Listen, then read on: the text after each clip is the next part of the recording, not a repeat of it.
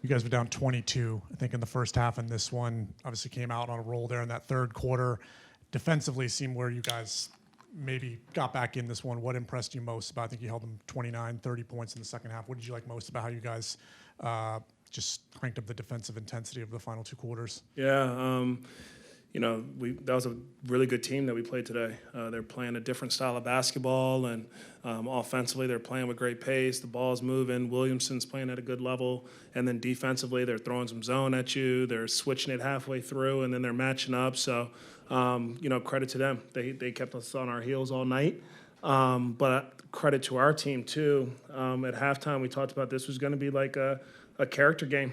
And we're going to see how we respond. And we've built a ton of resiliency over the last month or so. And I love a lot of the things that we were doing. And we were just going to see if we could kind of figure it out and rely on the habits that we had just built the previous games. And so proud of the group. We wanted to take away the paint. In the first half, I think they had 30 points in the paint, 12 in the second half. They had multiple 30-point quarters in the first half. We held them to 31 points total in the second half. So to me, it was a ton of the defensive stuff that we needed to clean up, and they did it. And they competed their tails off, and really proud of the group. Really proud. Grant continues to give us a different level of physicality and ability to get stops defensively. And Ryan Kalkbrenner, when we talk about responses and how you can, learn from your first stint, didn't play the rest of the first half, and then we relied on him in a big way in the second half, and he came through for us. And so just the total group, really proud of the resiliency and response after that first half.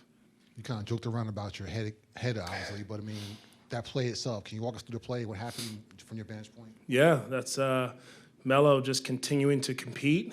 And I took a play off, and you're not supposed to take any plays off, and I thought the ball was going out of bounds. And I was going to save it from going into the stands, and he was going to save the ball. And, we went head-to-head, and credit to him. He didn't yell at me too bad.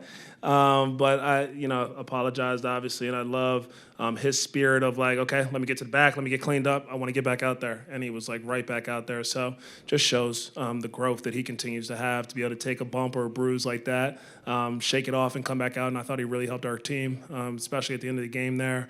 Some of the plays that he had, that finish at the rim that was explosive on a drive-by for a dunk, a couple of defensive plays, I thought he really kind of stuck his nose in there and helped us get some stops. So great job by him of responding to a foolish coach.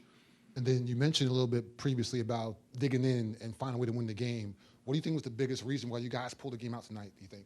Yeah, I think that's just kind of who we are. No matter what's kind of thrown our way, our ability to respond and take punches and learn from, team goes on a run, team's playing well. Let's also have the maturity to understand that the other team going on a run, credit to them, they're playing well, but we also got good looks and we missed them. And we got to stay confident in the looks that we got, keep playing the right way, and understand that defensively is where we had some slippage. And so similar to Cleveland game, I thought that the defense kind of found a second gear in the second half, and our offense was able to keep up a little bit better too. 10 to 12 turnovers in the first half, and then 5 or 7 in the second. So decreased a little bit, and then also in the fourth quarter when it mattered, I think we only had 2 turnovers. So I love the improvement that we just made throughout the whole game. You mentioned this being a character game, or at least that being a part of the message at half. You also talked about the elevated conversation you've seen from guys in this stage of the season. Was there someone or a voice that really stood out when this team was down 20 plus? Yeah, credit to, I see them all talking. Brandon sometimes coming off the court was very vocal. Connaughton is always grabbing individual guys and sometimes grabbing the whole group. Grant is constantly talking to the group. Colin, same type of thing. So I don't want to just say it was one person. I think it's collective voices, but those are definitely the ones that kind of start the conversation. Miles is part of that group as well, too.